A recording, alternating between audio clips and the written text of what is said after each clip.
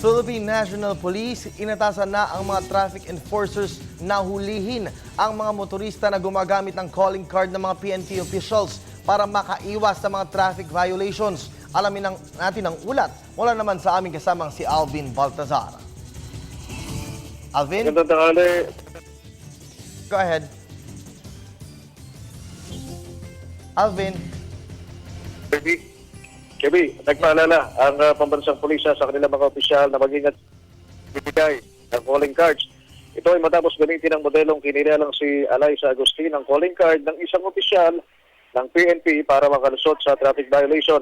Ang gamit na business card ng modelo kay Police Chief Superintendent Alexander Ignacio ng Directorate for Plans ng PNP na ginagamit na pangontra para hindi hulihin at papanagutin ang mga traffic enforcers sa nagawa nitong paglabag.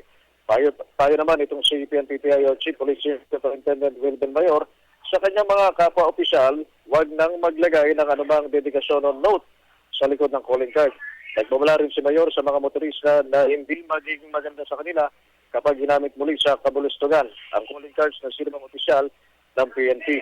Higit ni Mayor, ang calling card ay ginagamit lamang sa komunikasyon o pagtawag sa opisyal sa panahon ng emergency o hindi inaasahang pagkakataong malalagay sa balag ng alakanin ng kaligtasan o buhay ng isang taon pinagbigyan nito at hindi para gawing passes sa paggawa ng mga paglabag sa batas. Okay?